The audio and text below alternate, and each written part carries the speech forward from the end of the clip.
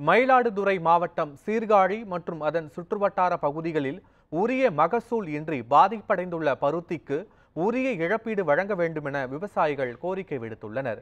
South India seeds என்கிற தனியார் நிறுவனம் இலவசமாக பருத்தி விதைகளை வழங்குவதாக கூறிய நிலையில் அரசன்குப்பம், எருமல், கொண்டாத்தூர் உள்ளிட்ட பகுதிகளை சேர்ந்த விவசாயிகள் பருத்தி விதையை வாங்கி 200 ஏக்கர் நிலத்தில் சாகுபடி செய்துள்ளனர்.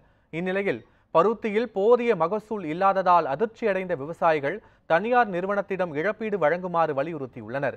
இதையடுத்து பாதிப்பு குறித்து ஆய்வு செய்த நிறுவன ஊழியர்கள் 25,000 ரூபாய் மட்டுமே இழப்பீடாக வழங்கிவிட்டு விவசாயிகளை அழைக்கழித்து வந்ததாக கூறப்படுகிறது.